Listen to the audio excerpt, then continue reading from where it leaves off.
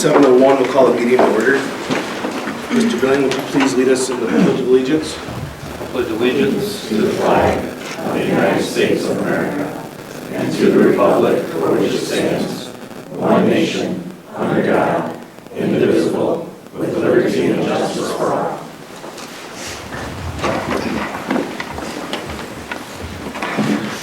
Let the record show all board members are present. Mr. Board, has public notice been given? Yes, it has. To public comments. Per policy 0167.3, anyone wishing to participate in the period of public comment must be a resident of the Richland School District, the parent or legal guardian of an enrolled district student, or an enrolled district student. Speakers are not permitted to make inflammatory comments, use inappropriate language or gestures, attack specific persons, or make a specific person the subject of the remarks.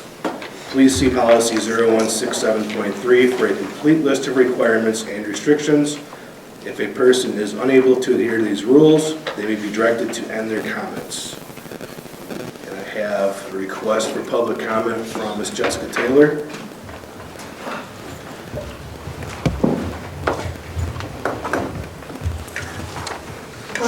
I've been noticing a lot of things on social media, most definitely on Richland Rants and Chats, but I am a parent of African American. I do know that a lot of parents are worried about the escorting to and from the bathroom, but my main issue with the high school is the fact that racism is alive and well, and it's living in this high school. I've been dealing with it since my oldest boy was in elementary school. My children are told to report things to the office, and when they do report things, they're turned away because the principal is not available. I've called numerous times and he's not available, or anybody else for that matter is available to speak to me. I have made my presence known very much at the high school within the last couple of weeks, and I don't think that it's a good look for me, because it's come to the point where I've literally had to act out of character, and I don't like that, and I would really appreciate if other people would understand and not just try to empathize with me because they think racism is wrong. I have had my children come home and tell me that they've been called the N-word, and the N-word is tossed around the high school like it's just a word for everybody to use when it is not. I am not just a parent of black children, I am a minority myself, and I have dealt with racism not just in general. I'm not from the area. I moved from a bigger city to get away from the crime and away from the violence, and I brought my children here to subject them to more hatred and more racism and more violence than I have seen in almost my whole entire life. I just want to know, like, where is the zero tolerance policy? Where I came from, zero tolerance means the N-word is not allowed, period. Citations will be handed out, or it's an automatic expulsion. I do not see these things happening. My children have reported it to the office that they have been called the N-word. Again, nothing has been done because the children that have been punished for saying it still have not understood the concept or grasped the concept of that word being used in an area where it should not be used. Their color of their skin should not be a factor on why they feel unsafe coming to school. So I hope everybody can understand, like, yes, I am not pleased with the escorting back and forth to the bathroom, but my main issue is the bullying and the racism that is going on, not just at the high school, it goes on at the middle school, and I know there's just one other person that is there in charge that cannot just be the only person trying to make my child feel safe at school when it should be other people as well. So I'm asking you not to just to empathize with me as a parent, but as a person in general. So if any of you have any people of ethnicity or brownness in your family, I hope you guys understand that this cannot keep happening at all. This is unacceptable to me and to my children. Thank you. Thank you. Mrs. Steele, any other requests? Thank you. On to reports, District Administrator's report. Okay, several updates here, probably more than normal. First of all, I wanted to update our board. A few meetings ago, we had, the board had acted on a memorandum of understanding for the school district to use the campus, for lack of a better term, gymnasium. That MOU was drafted by the county's general legal counsel. I was under the impression that the county had already approved it when I had asked you to approve it. So just an update, we actually don't have an MOU in place.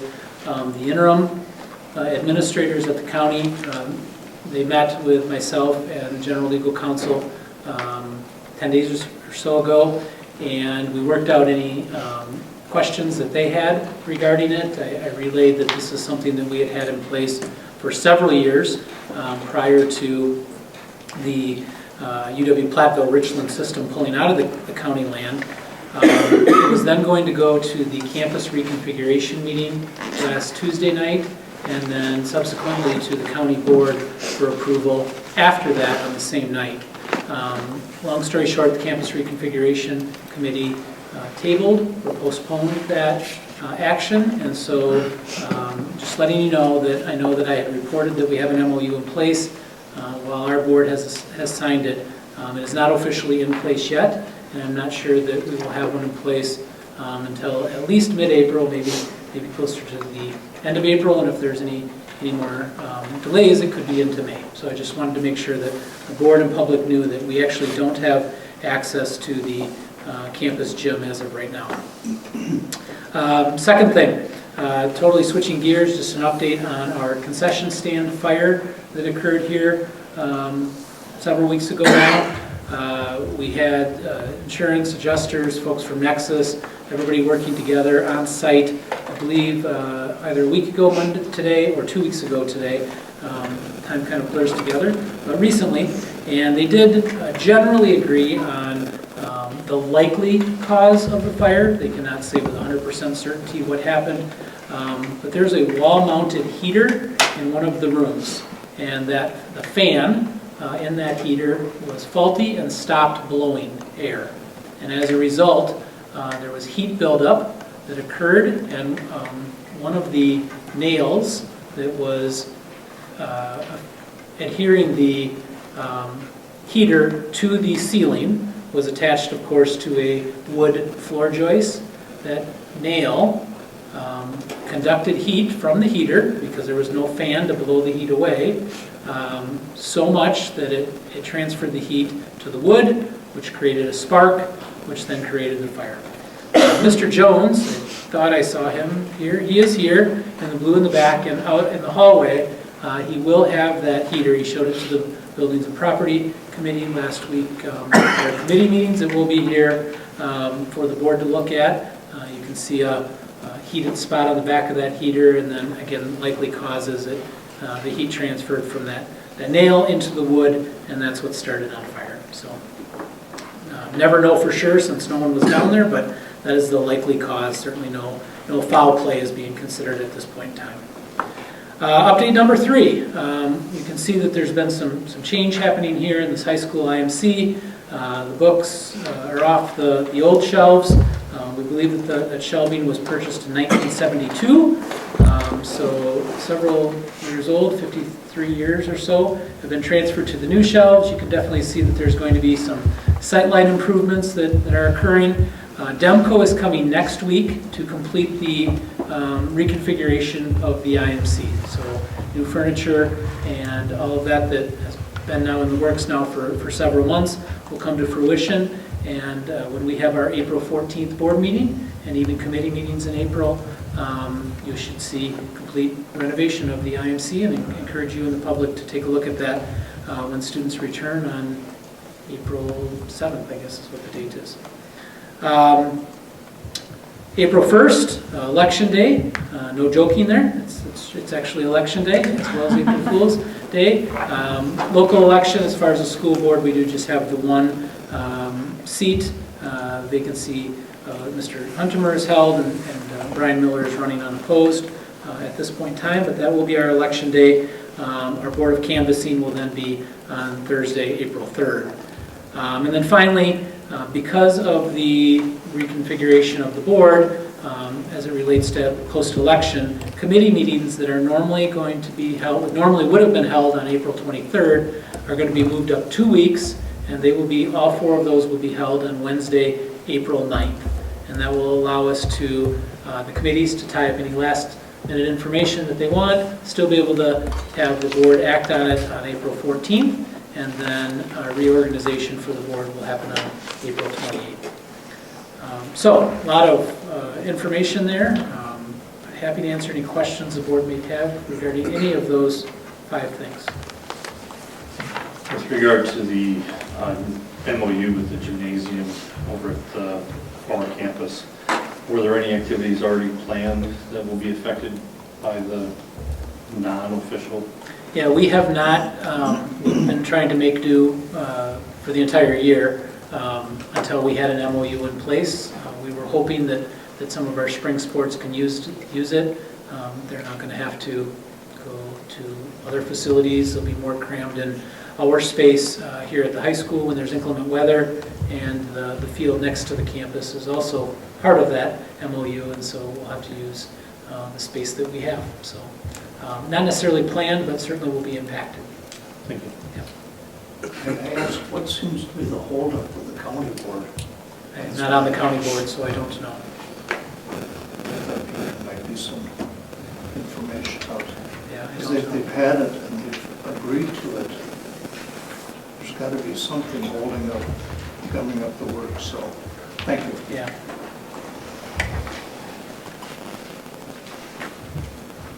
Okay, thank you. All right, board member reports. Buildings, Property, Transportation met Wednesday the 19th at 6 p.m. Quite a few topics that we covered, referendum projects and update. There will be construction beginning on June 9th, starting at the primary, and they'll be busy all summer long there. The intermediate is likely going to bid this week, I believe, and so that should come back in the next few weeks as far as the total, see how close we were on budgetary guesses.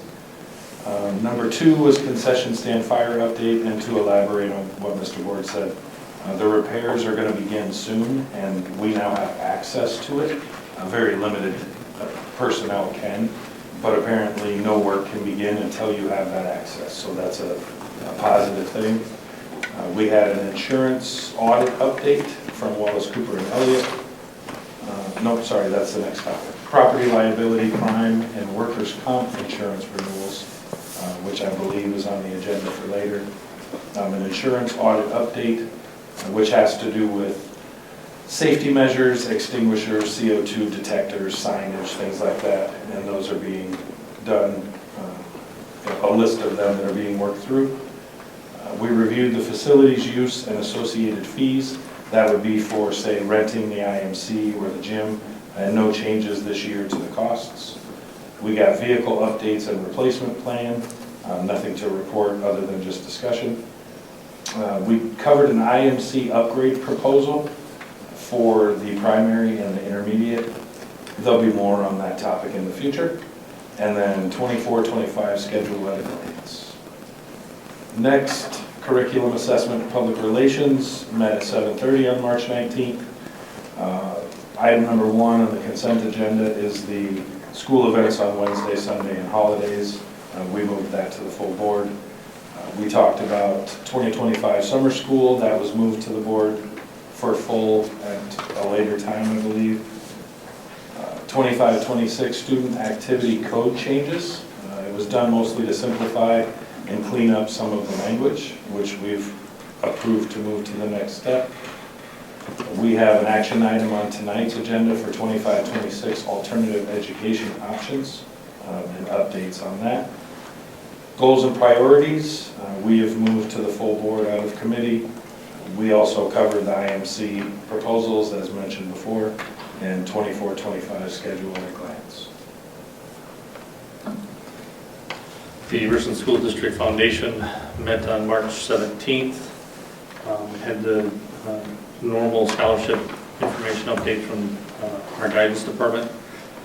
We also welcomed and voted to have Kathy Maloney join as a new member. We are still looking for one more person to round out the board. We looked over the scholarship banquet, which is May 28th, which will be the presentation for scholarships. The applications and such are going to be reviewed on April 21st. There will be a non-monetary award ceremony at the high school as well. It'll be at I don't know the date on that, Mr. Ward. It's before the 28th. Yeah, not off the top of my head. And we are looking for nominations for the outstanding alumni to be recognized at the homecoming this fall. There's a deadline for nominations, which is May 31st. And then the selection for that we're hoping to have done by June 16th. We will be presenting information on the morning show. That'll be on May 9th. So please tune into that. That's right around 9 o'clock in the morning on WRCO. Had a couple things just kind of clean up administrative wise, several things there. And one of the, we had a donation from Mr. Paul Mullendorf that is going to be approved, or is up for approval this evening. Talk about some trainings that are available more for administrative style things with like QuickBooks and such. And then the Personnel and Negotiations Committee met on Wednesday, March 19th. We discussed board development and things we would like to see and kind of what does that really mean to us. So that'll be further discussion at the board level. We talked about the district culture and climate, and that's part of why we do the surveys internally, is to just see where folks feel the district is in the direction that we're going, and trying to have positive impact, especially with our students. I went through employee handbook provisions, which will be presented at a future date. We also discussed the alternative education options, as Mr. Harber mentioned. Talked about the budget update, which is still, we're still quite a ways away from having solid numbers, but when Mr. Bosworth presented, the numbers are getting a little bit more clear, just with some of the information that we're getting from the state level and numbers of students and such. We also went through the property, liability, crime, and workman's comp insurance renewals, which will be presented at tonight, or is that, which is this evening, so we move that forward. The benefits and updates, revisions, we discussed that, plus we did the schedule at a glance. We also had the policy committee met on the 19th as well. Went through several Neola policy updates. A good chunk were just technical corrections, which is simply changing some of the spelling errors, punctuation, things that really don't change the meaning of the policy, it's just getting it cleaned up grammatically. We also had, where we actually had revisions and some new policies that we're looking at, just making sure that we are in line with state statutes and aligning with our current practices as well. And then we discussed policy 5460, which are graduation requirements. And then the student handbook revisions, which a lot of that is just clean up to make sure that the student handbook aligns better to our policies, so that's and then we also reviewed the schedule at a glance moving forward for our next meeting.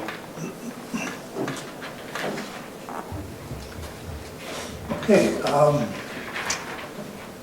On March 12th, the Wisconsin Association of School Boards held a meeting in Madison for statewide, for statewide school board members, administrators, and leadership staff. The morning session was held at the Monona Terrace Convention Center, where we listened to an overview of the agenda, followed by a 4-member Democratic-Republican panel made up of 2 state senators and 2 state representatives. They addressed several hundred attendees about their positions on the upcoming biennial budget debate. Questions from the audience did follow. The presentation of the proposed 2025-27 Wisconsin state budget, featuring an overview of the K-12 budget, was presented by the Wisconsin State Budget Director. His primary subjects were, number 1, raising the special education reimbursement rate to keep up with ever-increasing school expenses, and number 2, expendable resources for schools that meet or exceed the rate of inflation. During lunch, participants, of which I was one, were assigned to tables based on their individual state senate and representatives voting districts. This allowed us to get to know our neighboring school district leaders, which normally we don't have the opportunity to do. Our first afternoon meeting was with Representative Tony Kurtz, followed by a meeting with Senator Sarah Kieski. The 2 primary topics covered in the morning session were discussed. Concerns about the unequal treatment of public schools versus private and parochial school funding were stressed, along with the continued underfunding of public schools since the year 2010. What to do with the $4.2 billion surplus was another hot topic. Both Representative Kurtz and Senator Kieski were asked not to send out small taxpayer refunds, but to pass at least a portion of that money out to all Wisconsin public schools who are in desperate need of financial assistance. This request was backed up with a statement expressed at the morning presentation, and I quote, every Wisconsin public school district has been forced to go to at least one referendum over the past 10 years. And here in Richland, we've done quite a few more than that over 10 years. And it says to make up the inadequate state funding. So that was a big topic. I would like to thank the school district for allowing me to go to this conference. I appreciate it. Thank you. If there's any questions, please see me after, because there was much more than I was able to give. All right, thank you. Richland Center primary building report. Okay, so Principal Amy Hardy had uploaded a presentation. Hopefully you got a chance to watch that. Presentation video talked about the Hornet Way, some of the above the line, below the line choices, as well as showing a lot of different student displays and a lot of the favorite things about schools. Mrs. Hardy is here tonight if you happen to have any questions for her regarding her video presentation.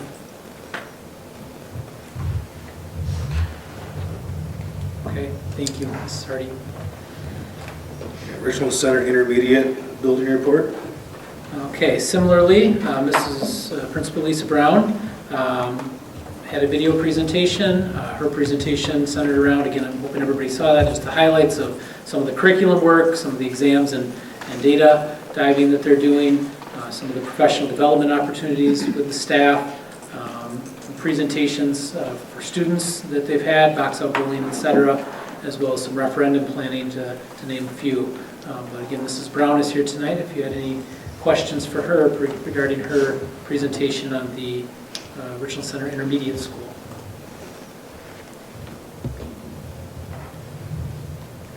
Okay, thank you.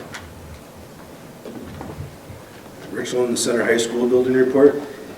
And then finally, the same for the high school. Mrs. Perkins and Mr. Lemke gave a presentation on that, talked about an update on many of the student successes that we've got going on, talked a little bit about the music and forensics successes that are going on, the science fair, as well as some ACT and AP prep work that's going on this time of year, along again with a lot of other things. There's just a few of the things that I took notes on. They're both present tonight as well, if you have any questions for them as well. The only question that I guess I have, and it's, I'm just wondering the decision to move a couple of the activities, sixth graders are now being included in the 7th and 8th grade. What was the process of making that decision? I think it's great. I'm just wondering what because obviously there's a lot more activities that they may be wanting to move in and incorporate those folks. Yep, I agree with you, it's great. Mrs. Selby could probably speak to this better than I can, as she was on the forefront of those conversations. But as sixth graders are becoming more interested in sports and transitioning up to the high school, where there are typically more opportunities, the decision was made to lump them all together so they can be successful on our 7-8 teams.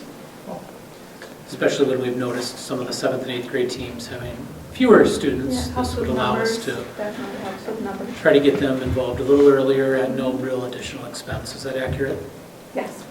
As far as transportation, is that just the normal busing that they're doing to the high school? Yeah, they can ride their bus from the intermediate school right up and then join practice, so there's no extra transportation. And same with the forensics team, most kids are able to, Yeah. and they're full participants, it's not where they're back up. Thank you. Any other questions for high school admin? Thanks to all our principals for your reports. Well done. Thank you. All right, on to minutes. Is there a motion to approve the prior meeting minutes of March 10th, 2025? So moved. Motion made by Mr. Billion. Is there a second? I'll second. Seconded by Ms. Troxel. Discussion? Mr. Bailey? Aye. Aye. Aye. Aye. Aye. Aye. On to financial items, approval of statement of cash and invoices.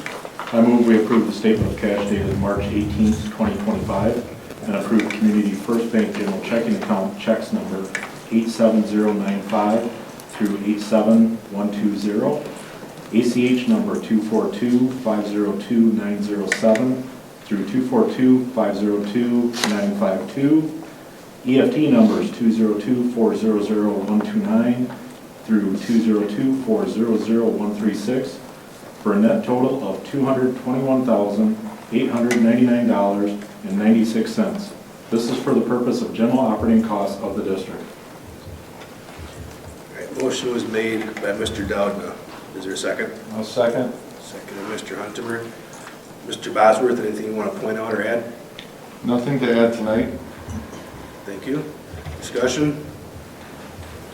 Mr. Van Landijk? Aye. Aye. Aye. Aye. Aye. Aye. Aye. All right, Mrs. Steele, consent agenda items. Motion to approve the consent agenda items. Motion to accept the donation of 7 rolls of colored paper for the art department valued at approximately $50 from Penny Wallace Yagodinsky and Peggy Wallace McKinney. Motion to accept the donation of money valued at $500 from the Richland School District Foundation for the Tech Ed Department.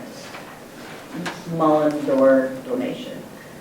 Motion to accept the donation of potatoes valued at approximately $50 from Brad Hogan, Alson Farms.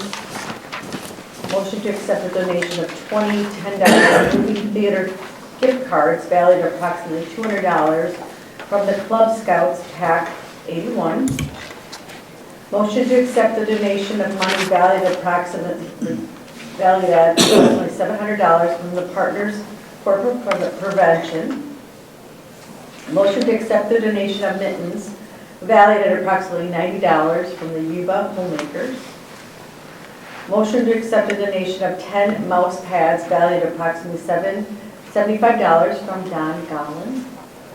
Motion to accept the donation of money valued at $600 from Advanced Pump and Well. Motion to approve waiving policy 5851 to allow for partner school students to attend an overnight field trip on Wednesday, April 16th and return on Thursday, April 17th to Trees for Tomorrow in Eagle River, Wisconsin. And motion to approve waiving policy 5851 to allow the Richland Center High School choir to take a trip to New York with projected dates of March 28th to April 2nd, 2026 as presented. And approve the AODA grant proposal for year 2025-26 and 26-27 for up to $25,000 per year. And that is it. Thank you. I'll make the motion to approve the consent agenda items. A second. Seconded by Mr. Van Landijk. Discussion. Mr. Doudna. Aye. Aye. Aye. Aye. Aye. Aye. On behalf of the Board of Education, I would like to thank Penny Wallace, Yagandinsky, Peggy Wallace McKinney, RSD Foundation, Greg Hogan, Elson Farms, Cub Scouts, PAC 81, Partners for Prevention, Yuba Homemakers, Don Gowland, and Advanced Pump and Well for their generous donations. Is there a motion to approve the modified agenda? I so move. Motion made by Mrs. Dickman. Is there a second? I'll second. Second, Ms. Troxel. Discussion. Mr. Huntemer? Aye. Aye. Aye. Aye. Aye. Aye. Aye. All right, on to information and discussion items. District transfers and appointments. Okay, so again, we do still have the 1/24/25 4K EC aide. We are planning on doing interviews on Friday for that position, so hopefully we can get someone in here right after spring break. Moving on to our 25-26 positions. Currently, we have no qualified speech and language pathologist applicants for the intermediate school, or primarily at the intermediate school.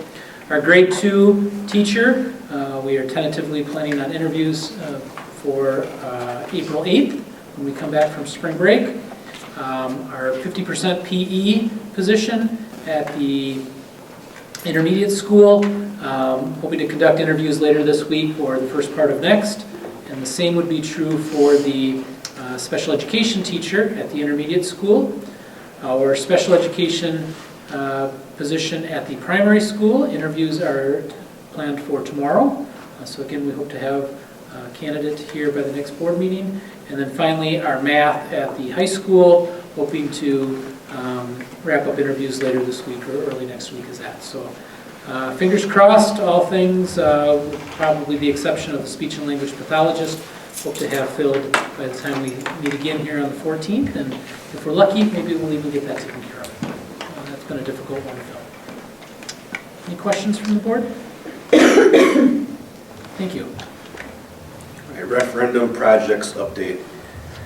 Okay, so you heard Mr. Huntemer with Buildings and Property talk a little bit about the referendum and some of the updates that we've got. I've got some of the important dates coming up for the board to be aware of. Early in April, we're going to be delivering, and this is regarding the primary school, some storage boxes as well as labels. They're going to be provided to our primary school staff so that they can start packing up rooms. Nexus facilitates that process, but we'll be providing the containers for them. Late April, we'll have the job trailer that will be on site. That will be placed at the primary school. We're thinking kind of between the hard surface area and the building on the south end, but again, that's the final spot is yet to be determined. Mid-May, storage containers will be placed. We're still looking at different sites for those, but we're thinking that they're going to be placed on the north side of the playground hard surface area. That should allow for our kindergarten teachers that need to get access to those, the most convenient place. Those containers will be there, and those will store the storage boxes that will be coming so that teachers can get access to it during that, specifically during that extended 5K classroom renovation with the foundation. Since that will extend into the school year, we're going to have a way to get them out of storage as they are needed for September, October, and possibly the month of November or December. And then construction will begin at the primary school on June 9th, which will be that Monday following last day of school with students on that Wednesday, and then teachers on that Thursday. And then the following Monday, June 9th, construction will begin. In addition, there are 3 attachments moving over to the intermediate school now. There are 3 attachments with some pictures of some renderings of what the cafeteria will look like at the intermediate school. Obviously, those are just renderings, but kind of gives you folks an idea of what that's going to look like. Regarding the intermediate school, Mr. Huntermer was correct. Bids will be sent out on Wednesday of this week, and then they are scheduled to be back no later than end of day on Thursday, April 17th. It's likely that we're going to need to have a special Buildings, Property, and Transportation Committee meeting, tentatively right now planned for April 23rd, which was the original date of that committee meeting, and that's when they will be able to act on the bid packages that are supplied by Nexus, so that they can then come to the board shortly after that. And in the meantime, between the 17th and the 23rd, when that committee meeting is happening, Nexus will compile all the bids, summarize them, very similar to how they did the process with the primary school, which I think everybody thought was a fairly smooth process in selecting the bids. So that's the general timeline. As far as the high school goes, we're about 50% through design phase here at the high school. We had our auditorium groups. We had a user group primarily with internal people, and then we had a user group primarily with external people. Found a lot of similarities, and we've now got a pretty good plan for what the specifications of the auditorium will look like. And then recently we sent some admin and our teachers in tech ed spaces to Viroqua and Bangor, 2 places that Nexus said they have recently renovated, and I think our tech ed and administration got a chance to see some newly renovated spaces and how that could be used. So again, still in the middle stages of design phase for the high school, so a lot of moving parts yet with that, but things are going to be happening soon at the primary school. Bids will be coming in at the intermediate school. That should give us a little bit better idea financially, and then again, high school, so probably a couple months away before design phase is done and bids are ready to be sent out. Any questions from the board? With the intermediate cafeteria remodel, is that mostly just superficial? There's no structural change? There's a small structural change. There is can't say a doorway, an opening that is going to be cut into the wall on, I'm trying to think which direction that would be, east, Mr. Jones? Yes. On the east end of the Commons. There's already one on the west end, which would be going towards the gym. This would be going out towards the music hallway, so just allows another exit. But that's really the only true structural. There's a little bit of remodeling. The pocket tables are coming out, and they're filling that in with brick, but otherwise a lot of cosmetic and updates. So that raised areas must be staying in place, or is that potentially I'm quite positive. Mrs. Brown or Mr. Jones, do you remember off the top of your head? I think it's staying. Staying? Yes. Thank you. Yep. Any other questions? Okay, thank you. Goal and priorities update? Okay, so this went to the curriculum committee, just kind of looking at the goals. I've shared the numbers with you from our January count, but again, we're not calling that a win, even though we're well over 80% for retaining our resident students. We do know that there are some Argentina students that were counted in the January count. Knock on wood, we have not had a lot of students. We have not been acting on a lot of open enrollment out applications, so that's good news as we head into our fourth quarter. But again, our true test for that measurement will be next September when we have our third Friday count in September. But as it sits right now, we're above that number.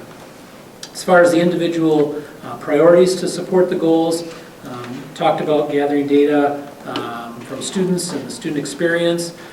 We completed our surveys at the buildings from grades 2 on up as students were able to indicate if there was a trusted adult within their buildings that they had a connection with.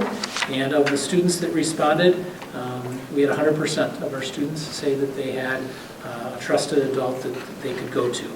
We didn't get as good a participation in that survey as we had last year, likely due to a little survey fatigue, but of the ones that reported it, we did have 100%. Every student had at least one person that said that they felt comfortable going to. So again, that's outstanding, and it shows that some of the efforts that we're making in making a connection are working. Priority number 2, consistent classroom environments. We're developing rubrics for disciplinary data. That's an ongoing topic that we're having with our principals so that when we start next school year, and some of these things have already starting to happen just naturally this year, but systematic changes in how things are being done, we should have quite a bit of consistency using these discipline rubrics for next school year. Our distinguished staff rubric, the third priority, we've met with a group of employees representing nearly all employee groups several times, 7 or 8 meetings that we had there, to work on building from the board's definition of what a distinguished staff member is and developing a quantifiable rubric for the review panel to look at. And so that rubric and the criteria are attached below. There are 9 categories. There are 9 components of the definition, and so there are 9 categories that a individual will be measured on, and this is for any employee can qualify for this. It doesn't matter what employee group they're a part of, and they would have to score at least 9 points, okay, in each of those 9 categories, which essentially means they have to meet that 3 category. By the same token, they could have a 4, which would mean that they're excelling at one area, which maybe would offset a weakness. They cannot, however, have a 1. They cannot be really poor in any area. Okay? And then there's some criteria that is stated there as well. Employees must be a member of the Richland School District for at least 3 years. Once they earn distinguished status, they would be given a stipend of $8,000 a year as a way to make sure that the best of the best are getting compensated accordingly. And then they would hold that for 3 years, that status. It would all be anonymous, okay? And if they didn't get it, they would be getting some feedback and what areas they were a little weaker on. I won't go into any more detail than that. It is there. This will be coming back to the board for action on April 14th. So between now and then, I would encourage all board members. This has gone through Personnel Committee as well as the Curriculum Committee, so they've seen it. But I would encourage all board members to really take a close look at the rubric as well as the criteria and be ready to take action on that on April 14th. Okay, and then finally, our final priority is we're continuing to make progress towards that 100% goal of having all of our PLC question 1 answered. Question 1 in the PLC process is, what do we want our students to know and be able to do? And so all of our teachers, all of our classes that are being offered, they're going through this process so that we can document. Many of them have it in their head, and they've been doing this for several years, but to really have it documented so that we've got something tangible to see and look at, to be able to say, this is what we want our students to know and be able to do. So that's the update on our goals and priorities. Again, we've technically kind of, not technically, we've informally met our goal of retaining 80%. I'm not going to technically call that a win until September, but then an update on all of the priorities that we've talked about as well. So a lot of information. Dr. Johnson, did I miss anything that you want to add regarding any of that? No. Good job. Okay, thank you. Are there any questions from the board or committee heads? If the Argentinian students were not included in those numbers, would we still be above that 80% mark? I believe we would just be above it. Okay. Don't quote me on the exact math, but I think it was like 80.4% or I something. just want to be sure we're, Yep. so, good, Yep. thank you. You bet. On the distinguished staff, are they reviewed annually, or is it just every 3 years? Once they hit that 3-year, then the clock ticks for till the next 3 years before they reviewed again? And in order to go through a full review, it would just be for 3 years, but in the interim, an individual staff member would pick one of the 9 categories in the definition that they are going to focus on, and they would submit annually a 1-page reflection on how they're trying to get better at that particular component. So there's a little bit of work to do, but it's not the full extensive providing evidence and artifacts and submitting it to a review panel.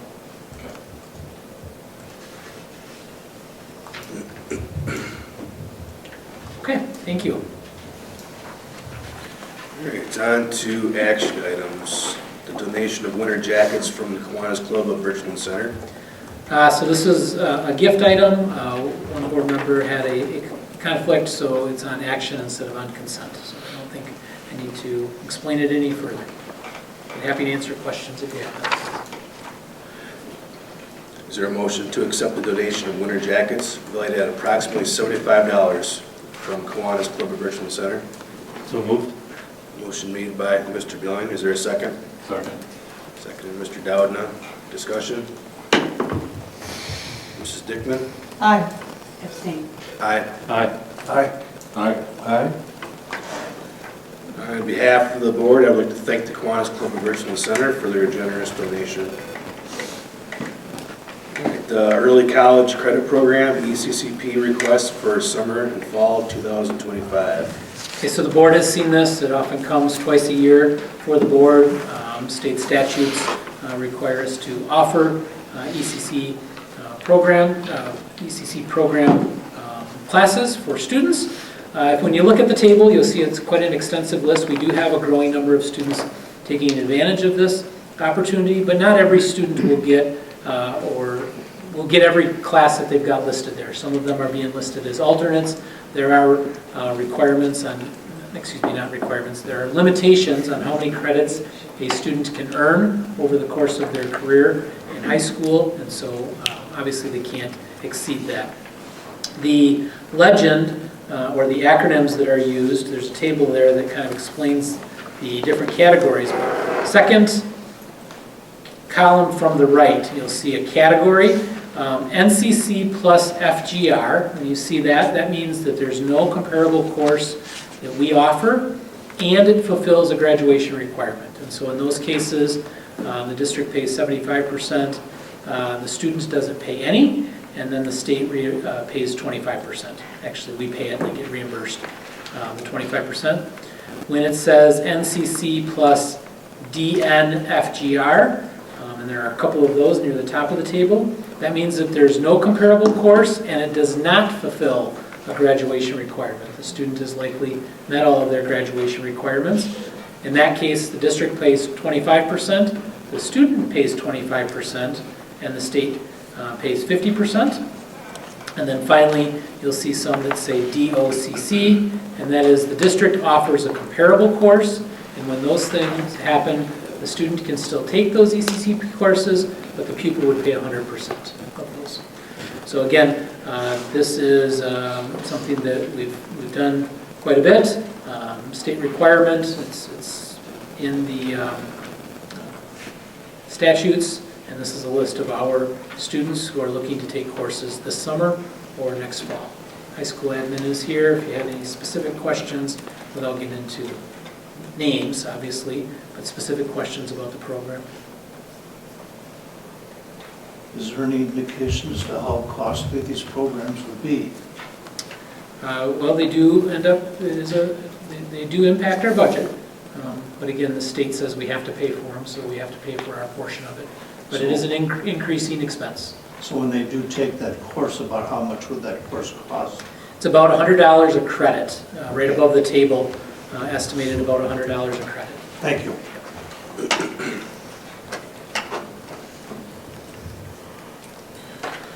All right. I'll make the motion to approve the 2025 summer and fall ECCP early college credit program to start college now, college up courses as listed. Is there a second? I'll second. Second, Ms. Troxel, discussion? I can't support it because I feel there's some subjects that are divisive in there, and I don't feel taxpayers should have to pay for those topics. Further discussion? Ms. Troxel? Aye. Aye. Aye. Aye. Nay. Aye. Aye. All right, on to insurance renewals, property liability, crime, and workers' comp. Okay, so as we are getting ready for our next fiscal year, this is our insurance renewals, not health or dental or those kind of employee benefits. This is more district insurance. So with that, I think I'll just turn it over to Mr. Bosworth. We showed these to both committees, so I think the only board member that hasn't seen these yet is Lee. These are annual renewals with the same companies we used last year, and the increases are in the table and you've looked at them. Do you have any questions? We are changing the term just a little bit, correct? It used to be an April 1st, and now this will coincide with our fiscal year, and so there's an adjustment there as well. Is that accurate?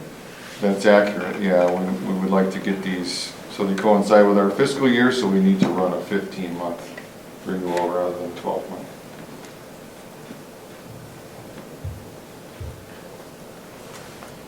Questions from the board? With the current claim that we have in process, how does that affect the overall policy updates and pricing? Were we able to still go out for bid on those with having the concession stand, fire being still under a claim? We were not able to seek other vendors. When you have an open claim, you can't get vendors to write bids or quotes for you. These are the same companies we used last year. Thank you.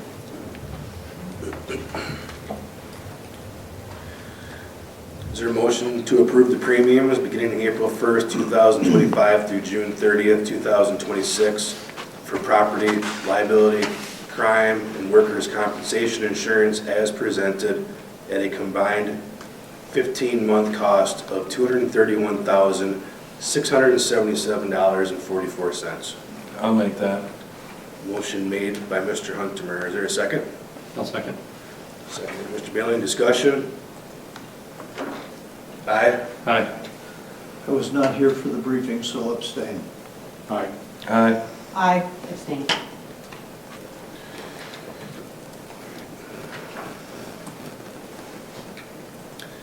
Transportation contract amendment. Okay, so we've had a transportation contract with Cobeson now for several years. In 2021, we signed a 5-year agreement with Cobeson to provide transportation for our students. Within that contract, we use the transportation CPI, or Consumer Price Index, for January of each year to determine the subsequent year's cost.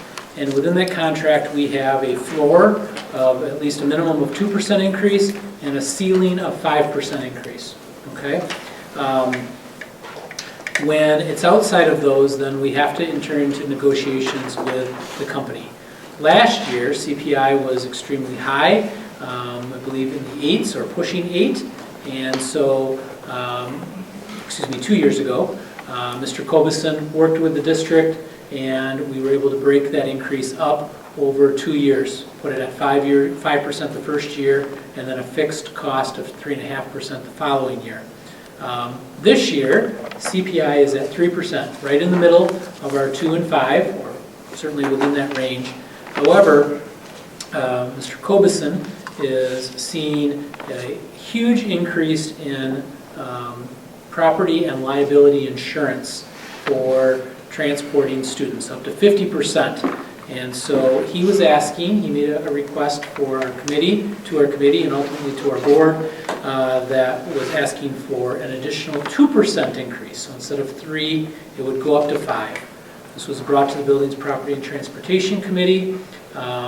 They made the recommendation, let's go back and see if he would take 1%. That was what they were comfortable doing. We went back to Mr. Cobison. He agreed to that. And so the amendment that is set forth would be an increase of 4%, one time, 1% increase over the CPI, and then our contract would just continue and go with CPI the next year. He was appreciative of anything that we were able to do. That was the recommendation from the Buildings and Property and Transportation Committee, and therefore that is what's being brought here tonight. So 4% for this year, which is 1% over the CPI. Any questions or anything to add from the committee? Correct me if I'm wrong, but wasn't he also requesting a 2-year? And in this case, 1% for 1 year is all that was agreed upon? No, his other request, his other request was that we change the contract to not be renewed based on January. We wanted it later in the spring. From a district standpoint, we found that problematic as we're starting to create budgets, and if we ever would happen to need to look at other transportation, it's too late in the year to be able to do that. So, but he was willing to not do that. He just thought it would be nicer. The 2% was something we talked about, or the 2 years, I should say, was something we talked about and something that he did, but not something that we needed to require to do this year.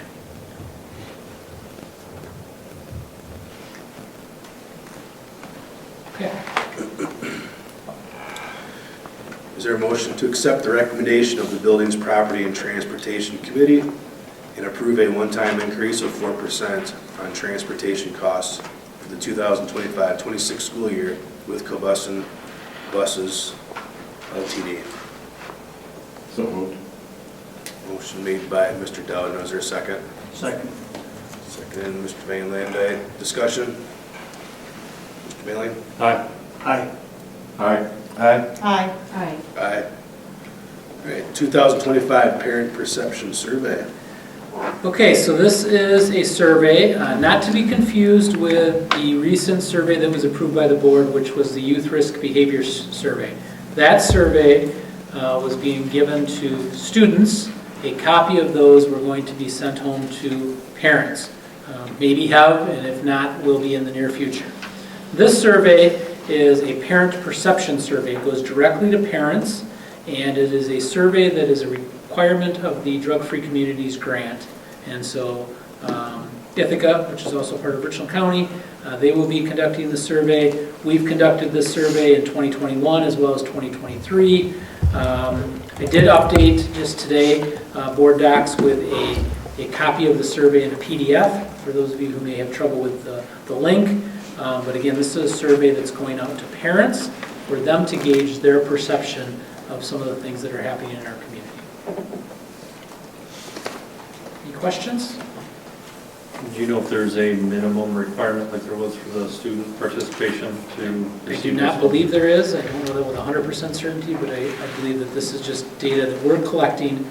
We have to do a survey, therefore we're administering it, so we would have access to all of the data. Thank you. Is there a motion to approve the distribution of the 2025 Parent Perception Survey to Richland School District parents during 2025? I'll make that motion. Motion made by Ms. Troxel. Is there a second? I'll second. Discussion? Mr. Van Landijk? Aye. Aye. Aye. Aye. Aye. Aye. All right, 2025-26 Alternative Education Options. Okay, so this is something that everyone at the table has seen, if not multiple times. This was taken to our committees about 4 weeks ago, curriculum as well as personnel. The board saw it as a whole 2 weeks ago. It went back to our committees last Wednesday just to make sure that if there were any questions that came up. And really the only update that I have is in blue at the bottom of this memo. Otherwise, the entire memo is exactly the same as it was two weeks ago. And that update pertains around some information that we have regarding Medicaid reimbursement.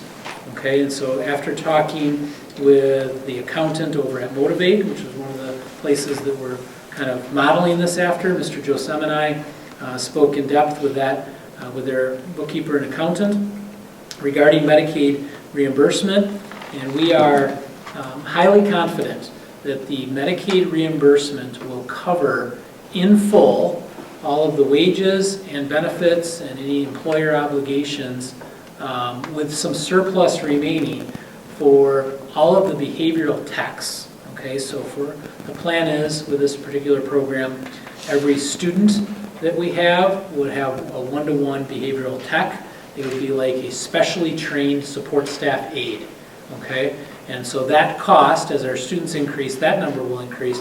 That cost should be 100% covered by Medicaid reimbursement. Okay, and then have some left over. So that means that at the worst case scenario, if we hire a certified behavioral analyst and an alternative education teacher, and that person is not the same person in year one, if we have to hire 2 people, we would be looking at an expense of about $250,000.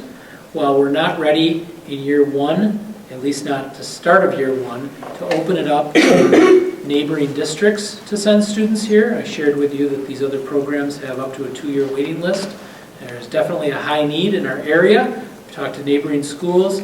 I believe at least 3 of them. If we open this tomorrow and opened it up to them, they would have 3 students available. Okay, and that's without any advertising or even it being approved or knowing the details of it. With that being said, even if we use a very conservative rate of $50,000 for tuition, and again, some of these places that we are currently sending our students to are anywhere from $65,000 to $85,000 a year in tuition. So even if we use $50,000, we would need 5 students from neighboring districts to come in. I feel that that's a very, very safe and conservative number that we could reach in year 2. Anything above and beyond that would make our budget beyond neutral. It would be a budget surplus and have some additional funding. So the risk that I thought we were going to encounter, now that we've found out more details regarding the Medicaid reimbursement, much of that risk has been diminished, and I believe that while we could be budget positive in year 1, I don't believe that's the strategy to grow it properly. I think we have to make sure we grow this thing slowly, much like we did with Partner, even if that means we have waiting lists, okay? But I believe in year 2, it's very likely we will have students coming in from other neighboring school districts that are paying us to educate them, because schools just don't have these kinds of things. So with that being said, again, you've seen this before. That's really the only additional information that I have. I don't want to get into the details as far as where could this be, who could this be, what the name of it is. Those are things we have to figure out if the board approves it. At this point, we're simply asking the board to approve our alternative education options for 25-26, which would include increasing the FTE of our off-campus alternative education options from 0.75 to 1.0, to increase the rebranding of the Richland Online Academy to a virtual academy that would encompass all ages, hiring a 1.0 FTE to manage that, in an effort to really target homeschool and those students that are open enrolling out, and then the Behavioral Academy, again, named to be determined and a place to be determined at a later date. Those are really the 3 big changes that we're proposing. This comes at a recommendation from both the Curriculum Committee and the Personnel Committee. Any questions? Okay, thank you. Is there a motion to accept the recommendations from the Curriculum and Personnel Committees and approve the alternative education options for 2025-26 as presented? I would like to make that motion. Motion made by Mr. Van Landijk. I'll second it. Discussion? Mr. Doudna? I'm just a little leery on this with some of the unknowns, so I'm going to vote nay. Aye. Aye. Aye. Aye. Aye. Aye.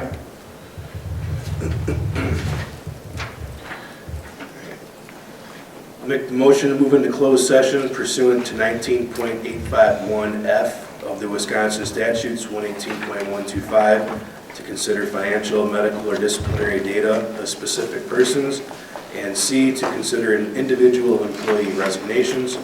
The board may take action on these issues in closed session if necessary and appropriate. At the conclusion of the closed session, the board will entertain a motion to adjourn the meeting. Is there a second? Ms. Troxel, discussion?